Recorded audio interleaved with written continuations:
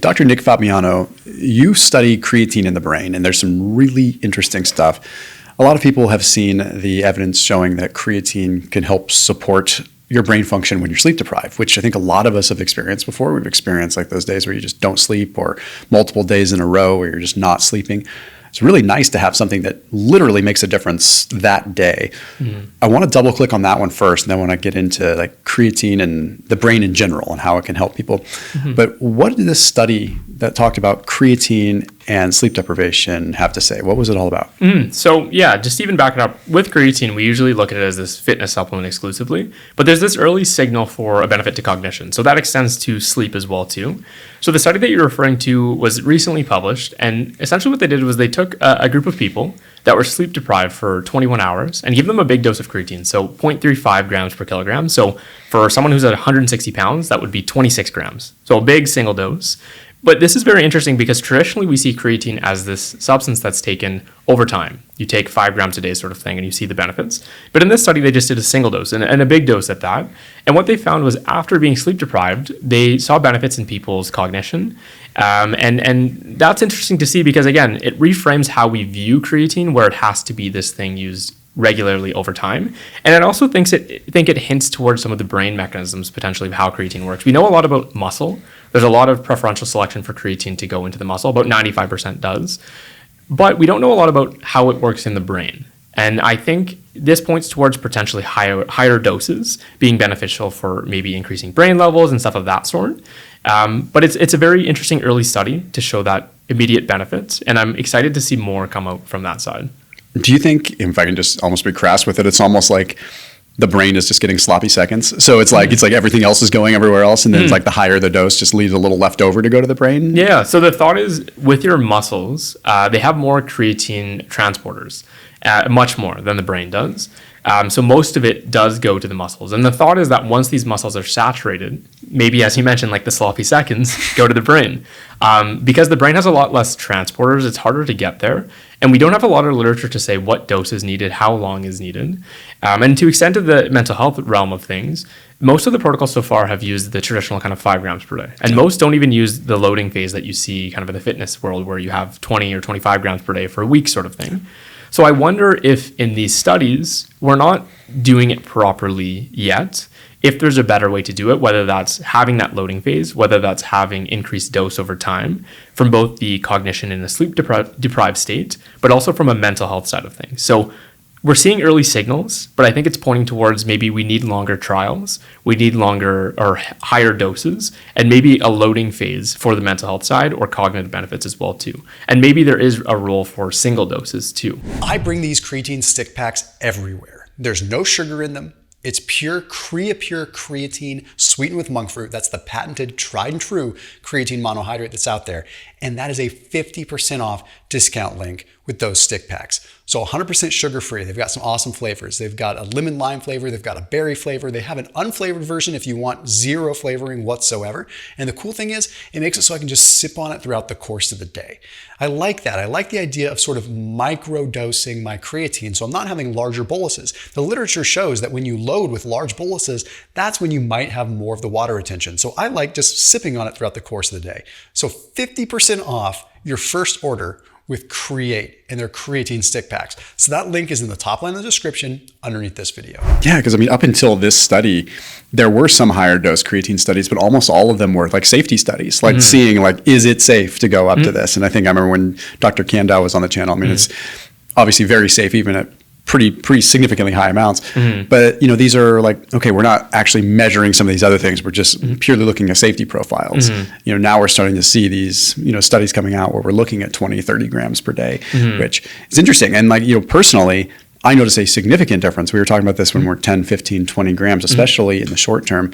But what is most appealing to me about this study is that, you know, not everyone wants to go on 5, 10, 15, 20 grams of creatine every day because there are minimal side effects, but one of the only side effects that is problematic for people is the water retention piece, which does seem to like subside after you've been on it for a while.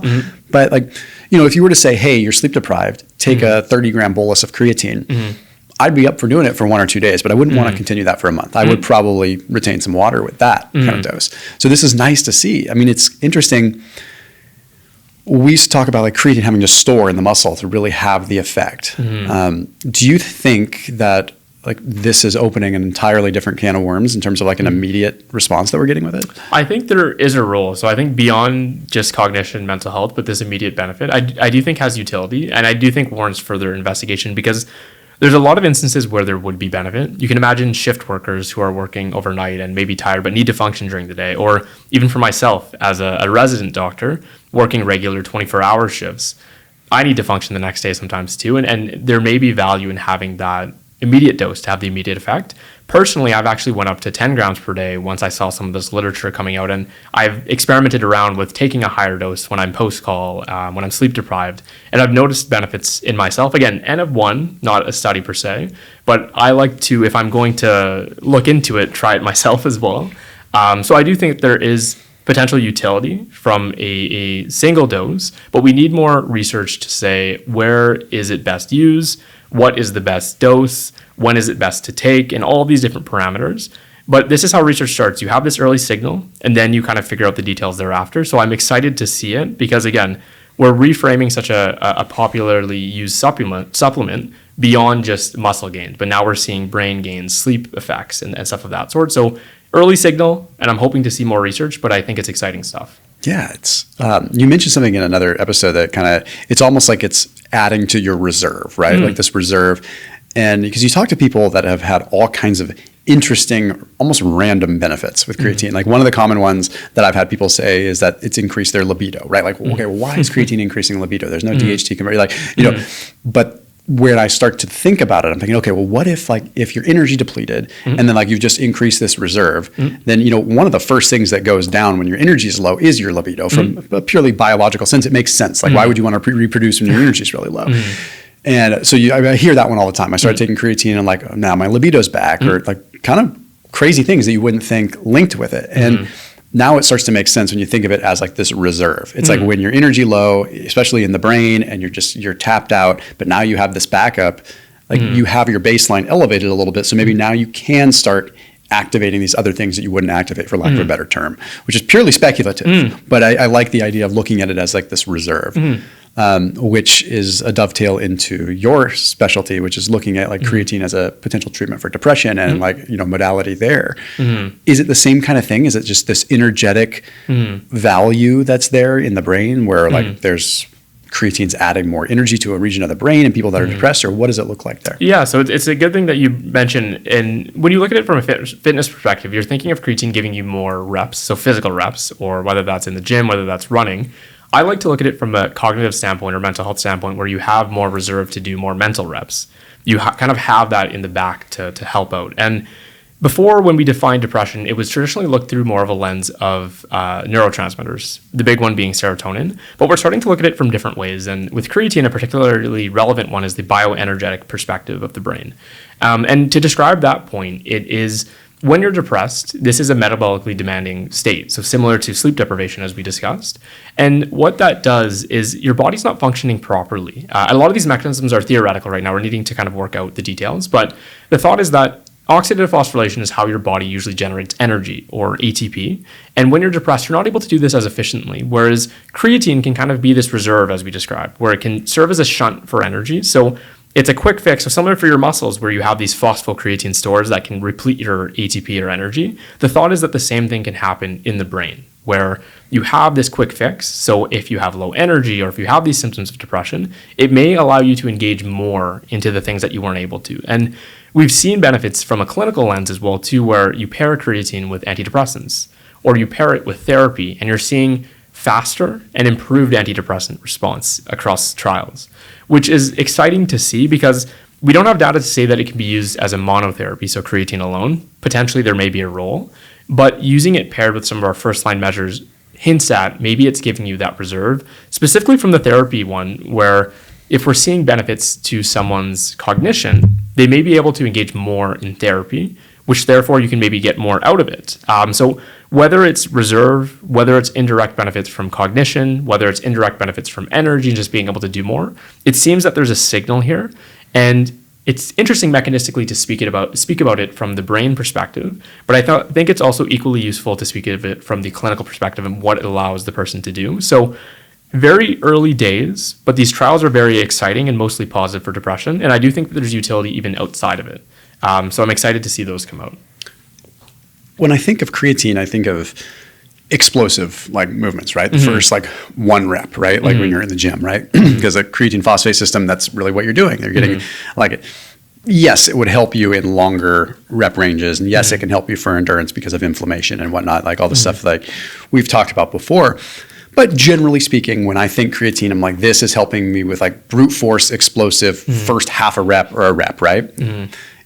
Is the brain, because we talk about like oxidative phosphorylation and sort of like lower intensity attributes of the brain, but is there like a, for lack of a better term, high intensity attribute to brain energetics that would demand creatine more? So it's like, just to put it into simple terms, like if I were to go for a slow jog, I'm probably not depleting creatine that much. But if I were to go into a full-blown sprint, I would. So is the brain in essence sprinting most of the time, or is there like a cruise control? Is that, like, how does that look? Yeah, so I think a better way to look at it is actually the length of the episodes of, well, if we're looking at it from a depressive standpoint, you can also have different severities of depression. So how I would look at it is the more severe depression, the more intense the, lack of better words, the exercise, if we're drawing the same parallel. But at the same time, the length of the depression is important because, as we mentioned before, the body does have natural creatine reserves, including in the brain. But the thought is that if you're experiencing this depression of a higher severity for a prolonged time, those reserves can be depleted and faster than your body can restore and faster than you can get from diet alone. Because with diet, we usually say that the major sources of creatine are red meat and fish. And as a guesstimate, to get enough creatine that you get as a single scoop, so 5 grams, you'd have to eat about 3 pounds of red meat. So it's not very sustainable for a lot of people unless you're on like a carnivore diet or specifically emphasizing protein intake from that perspective, which is why creatine may come in and help when you're in this state where, again, whether it's this severe depression or whether it's a prolonged depression and you're depleting those stores akin to your muscles, whether it's an intense exercise or a prolonged exercise, where it can kind of come in and help with that energy balance. And again, it's not curing your depression. It's not going to be a cure-all for mental disorders, but it can offer that reserve that may allow you to engage more, feel a little bit better. And that's something that I emphasize to people a lot when you pair it with things like exercise or you want people to get into exercise. It's those early steps that are so important because it's so hard for someone that's experiencing a depression because inherent to the depression is that lack of motivation. It's part of the diagnostic criteria. So it's hard for someone, even if they want to get up and go exercise and get up and go for a run. They can want to do that so badly, but just can't push themselves to do it. So if there's anything that can help with that little bump, I think that's very promising, especially when it has a favorable risk-benefit ratio. What about the use of creatine, like when you're trying to like form new habits? I mean, I start thinking about, okay, you look at like ketamine assisted therapies where you're having like massive amounts of neuroplasticity, but if your brain energetics aren't there, like has there been any talk about like combining these studies? Because I mean, that's where things could get really interesting, right? Like what if you have someone that responds with PTSD that's responding really well to like ketamine assisted therapy or something like that, or any other of those modalities, if you're increasing the reserves or the brain, the ability to sort of break through those barriers while using that treatment and the neuroplasticity that comes in the subsequent days and weeks after that, like it's almost like I'm thinking of neuroplasticity and thinking of like creatine being this like additional like energy force that's like creating more pathways, right? Has there been talk of doing this? Yeah, I'm not sure from an isolated stance of just creatine from a neuroplastic lens, but something that it's very commonly paired with exercise and facilitating exercise, as I alluded to before, is a route for neuroplasticity. So neuroplasticity is your brain's ability to essentially form new connections and learn and unlearn different things. And why this is so important in depression is because when you're in a depressed state, you start to form thoughts and how you perceive the world, yourself, others, in a very negative way. And the thought of therapy is to undo that, and antidepressant medications is to undo that. But it's very hard to completely undo those thoughts and automatic thoughts you have, and that can lead you to staying home because you think you're going to be judged by others. Or when you were out at work and someone made a comment that maybe wasn't even negative, you took it to be super negative and ruined your whole day. So I think there is merit from a neuroplastic lens pairing exercise and creatine to help undo what we call those priors. And it's akin to what you mentioned for things like ketamine or psychedelics, where there is emerging research for psychedelic-assisted psychotherapy to help unlearn some of those thoughts and allow you to be in more of this learning state where you're open to new ideas and unlearning some of those very firmly held beliefs that are perpetuating your depression. So I think there's a lot of utility to conceptualize it beyond just the reserve perspective, but also to look at creatine plus exercise as a neuroplastic sort of thing, to unlearn stuff that has led to negative cognitions and that perpetuates your symptoms. And again, in mental health, the big thing is breaking the cycle. It's not going to be one day to the next where you're depressed to not. It's going to be a journey, and it takes weeks, months. Some people go through it for years, but it's about the momentum and being able to break the cycle. Otherwise, you keep spinning in this cycle of negativity and low mood, lack of motivation. But if there's something that can break that and help with that, I think it's of utmost importance. For sure. I think we have, especially in America, we sometimes have an issue with being okay with a crutch, right? Like, so it's like, okay, well, if creatine's a crutch, no, I want to do it the hard way, right? Like, it's like there's certain situations, like even in all kinds of different therapies and different modalities, like where you're temporarily using a crutch and maybe permanently using a crutch. But, and correct me if I'm wrong, maybe you have a better analogy for this, but this is the visual that I've always had when I think of like neuroplasticity and how I see creatine coming into this. Like I envision like, you know, the Grand Canyon or like a piece of clay, right? And like a trickle of water running down this piece of clay, like creating a little like route for the thoughts and everything to kind of go down, right? Neuroplasticity in a sense. And like someone that's maybe depressed or someone that they've got this like route where it's just flooding that way, but you don't have the energy to start like having enough water to carve a new route, right? It's like creatine's almost like enough water to carve a new cavern or a new canyon, right? That's kind of how I visualize it. I don't know if that would be an accurate representation, but I think of neuroplasticity that way. It's like, okay, but maybe the creatine is this extra little force you need to carve a new route. No, I think it's a great example because as humans, our brains are so good at getting efficient at everything we do. So the reason why we form these pathways is because when you see a stimulus, whether it's good or bad, your brain has automatic thoughts with it. And that's why your brain is so efficient at that. But that can go both ways. You can have a stimulus that has positive emotions and it carves out that pathway. But you can also have a stimulus that has negative emotions, which carves it out. And over time, what we see is the longer a depressive episode goes on, or anxiety, or whatever the mental disorder is, those pathways become more and more in place, which is why you see over time, it becomes more difficult to treat mental disorders as they go on for longer or as they're more severe because, again, your brain is efficient. It gets from point A to point B, but point A to point B isn't always good things. And it really can drill that in, which is why it's so important to intervene earlier than later, because it makes it a lot easier from a treatment perspective, because we know the longer someone takes to start treatment or to see their doctor, or the longer that episode goes on for, the more likely they're to progress to what we call like treatment resistance, where we're trialing different medications, different therapies, and nothing's really working. There's a lot of nuances to that discussion of why there could be medical reasons, but again, a big thing can just be that has went on for so long, and those pathways are just so ingrained, but there was nothing to kind of get them out of that. Which is why it's so important to have different avenues, whether it's creatine, whether it's exercise, whether it's changing your diet or sleep patterns, to help give you the reserve to be able to change that pathway. Because it takes a lot of energy to undo learned behavior, whether it's good or bad. Because again, you're so efficient at doing what you do, but it can be a bad thing. So creatine, exercise, diet, sleep, so important to help undo some of those things. Yeah, you're just putting a little fuel on the fire there. I want to pivot for a minute and talk about even schizophrenia for a minute, just loosely. Obviously, it's a complicated, illness, but what is, first of all, is there any application we're seeing with creatine in those kinds of studies? Because I know we talked in another episode about just all kinds of different modalities and how that kind of metabolic theories align with that and whatnot. What about creatine and like what is happening with schizophrenia and where could creatine potentially be used in? Yeah, so for schizophrenia, just to define it for everyone too, it's a chronic mental disorder that usually occurs and emerges when someone's in their 20s or 30s. It's primarily defined by what we call positive and negative symptoms. So positive symptoms are the symptoms that are there. So these are things like seeing things that aren't there or hearing things that aren't there, but they're very real for the person that's experiencing them, or having sometimes delusional thought patterns that can be very similar to depression, where you're kind of stuck in these loops. Those are the positive symptoms. The negative symptoms of schizophrenia are the symptoms that aren't there. So lack of motivation, which is things like that you see in depression. But also we see something that's lumped into there is cognition. So negative effects to someone's cognition. So, and these negative symptoms are the hardest ones to treat. We have medications that are antipsychotics to help treat with those positive symptoms that primarily work by blocking dopamine. There's nuances to that. But we're really bad at treating negative symptoms. And you can imagine for someone that has schizophrenia, even if you can get those positive symptoms in control, you're now left with someone that doesn't have the motivation to do stuff.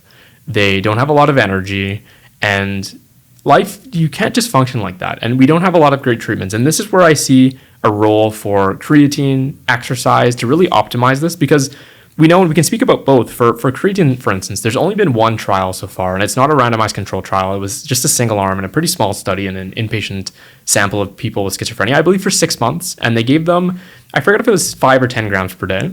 And they did see benefits to their overall symptom score, so the positive and negative symptoms. But surprisingly, they actually didn't see benefits, to my knowledge, to their cognition, which is interesting. It's a very small sample, so it was probably underpowered to actually detect huge changes.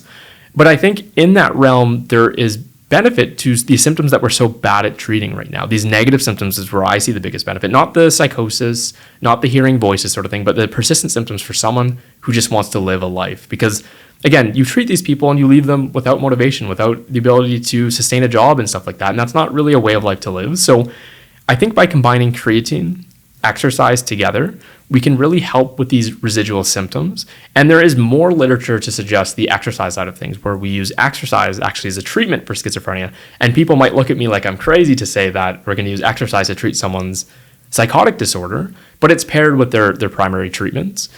And the other thing that's so important is with their primary treatments, so antipsychotic medications, we speak about antidepressants having metabolic burden sometimes, so weight gain, issues with sugar control and stuff of that. Antipsychotics are so much more. People on these medications can gain 10, 20, 30 pounds in a single year. And that's why the adherence rates are so low. So if we're able to pair it with things like exercise or creatine to facilitate combating these side effects, but also improving their primary symptoms, so whether it's positive or negative symptoms, I think there's a huge role and with untapped potential. Again, we only have one study, very small on an inpatient sample, but I'd love to see more data. I think right now the biggest focus is depression, but I think there is a lot of utilities, and we're seeing that early signal in schizophrenia. Again, not as a monotherapy. I don't think creatine will ever be a monotherapy in schizophrenia, but I think we need to care about these people's way of life. We need to see these residual symptoms, and we need to have better treatments to help address that, to allow them just to be themselves again.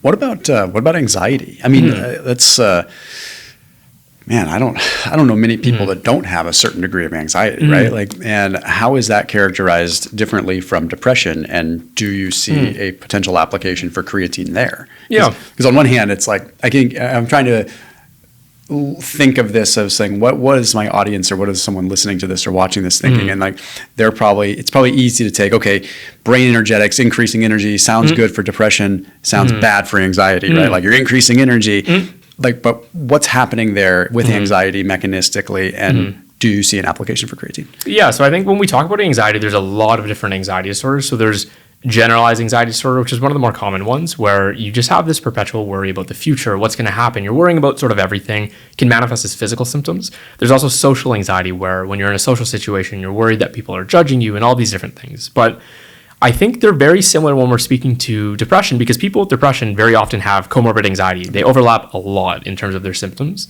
But it's the same with anxiety. And you can have these thoughts and stuff that are very solidified about how people perceive you or what the future looks like.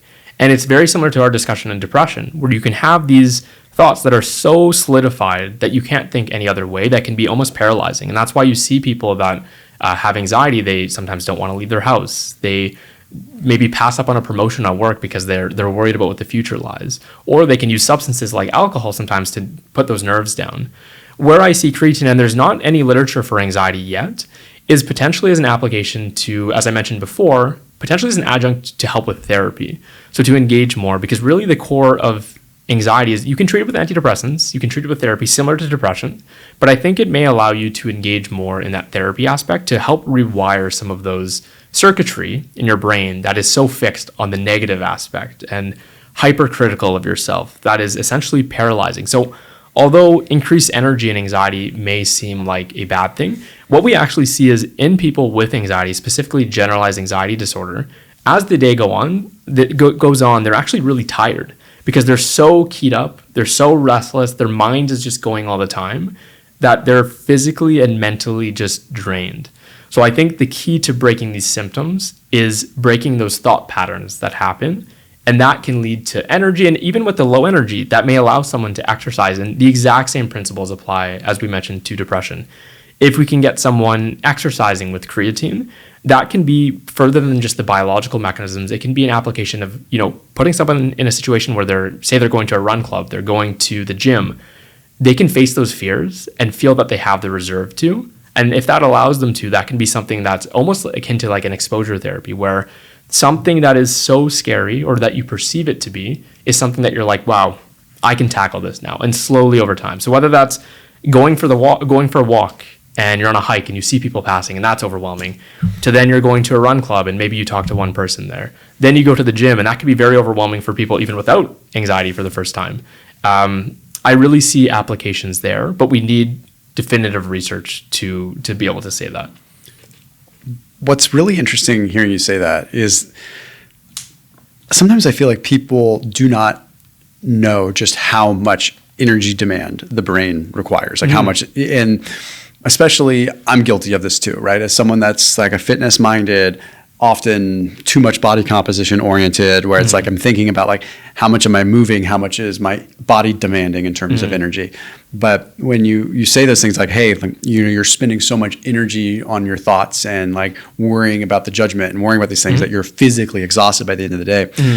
I mean, that hits home for me. I don't think people realize like the energy demand of your brain. I mean, do you have any like takeaways on that for people? Like how much energy does the brain actually take? Like if we're here engaged in like in a conversation where we're really using our brain, I mean, that sucker's using fuel, that's using calories. It's just like we just are so ingrained in this thought of like if we're not physically moving, we're not utilizing energy. And I think that's where that disconnect comes, where we have such a divide between mind and body, and we see them as separate entities. But for your brain, for instance, it only weighs 5% of your body mass, but it takes up 20 to 25% of energy demands. So you can imagine this little organ that you have that is getting all your thoughts and allowing you to go through your day takes up so much energy, and it takes it away from other parts of your body that may need it. And again, that's the highest priority for your body, is to make sure that your brain has that energy to function. So it's so important when we conceptualize mental disorders through the realm of energy as well, because you can imagine, again, through the anxious state or through the depressed state or through an experience of psychosis, as we spoke about for schizophrenia, those energy demands are just so much higher that there are implications to the rest of your body, which is why the divide we've created between physical and mental health is really not helpful, because we're not addressing the full person. We're looking at isolation, brain and body, but we're not treating that full person. And there's not really a line that you can draw where there's a separation between mind and body, but we've chose to draw one. So I think it's an important aspect for people to be aware of, that their brain, although a small part of their body, is using a ton of energy. Yeah, well, it's not a visible part of your body, so it's of course easy to just forget about it. But when it's really shaping the landscape of everything that you see and feel and receive anyway, it makes more sense to pay attention to it. So as far as like practical application of creatine, it seems like a single dose could be effective. It seems like 5 to 10 grams per day kind of consistently as a regular baseline to build up a reserve, makes the most sense right now. One question for you, just to kind of wrap this one up. Where do you want to see the creatine studies go? Like what if you could craft the most fascinating, like cool creatine study based on your knowledge and what you know, like what would you build? What would you craft? Yeah, no, I love this question because I have a lot of ideas for this, and I've written about it in some of my papers too before. So like I mentioned, some of the studies so far in the mental health realm, I think their shortcoming is using too low of a dose. So this 5 grams per day, even without a loading dose. So my first step of what I'd like to do is increase the dose. So I like to see 10 grams per day. The other thing is the trials have been pretty short. Most of them are about 8 weeks. I'd like to see longer than that, because both of these things are factors that may contribute to increasing brain levels. We know a lot about body and muscle levels, but I want to see longer trials, higher dose, and with the 10 gram, that may not be the ceiling. As the literature progresses, we may see higher than that. The other thing that I'd like to see it paired with is with exercise. So surprisingly, there's no study pairing creatine and exercise for depression. We know based on meta-analyses that exercise is very similar to antidepressants and therapy in the treatment of depression. So I'd like to see creatine paired with exercise because so many people already do that, not even for the treatment of depression, and maybe they do that for the treatment of depression. So I'd like to see creatine, high dose, longer duration, paired with exercise. Another utility I'd like to see is using it as a monotherapy. So sometimes when people have a mild depression, their symptoms are not debilitating per se. They can still go about their day, but they're noticing the low energy, sleeping difficulty sort of thing, but they're not really wanting to start an antidepressant. They're not really wanting to start therapy because those can be very expensive. It can be time consuming. There are side effects with antidepressants.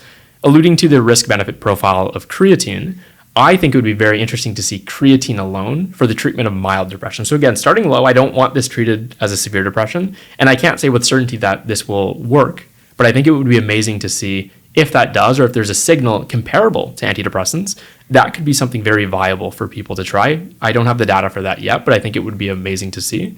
And then the other thing would be a head-to-head trial. So comparing creatine, again, monotherapy, to antidepressants, comparing it to therapy, where it lies, and their combination. So I think we're very early days. We've had a handful of trials so far, but there's a lot of things to go from here, and I'd love to see those come out. And I think there are, from what I've gathered, some going on right now. Nice, man. Well, Nick, where can everyone find you? So yeah, if you want to find me, I'm most active on X or Twitter. So I usually post scientific articles there, but I'm also trying to be more active on my Instagram and YouTube. So same ad across them. So it's NT Fabiano. But yeah, thank you for having me. Right on, brother. Awesome. Thanks, man. Thank you.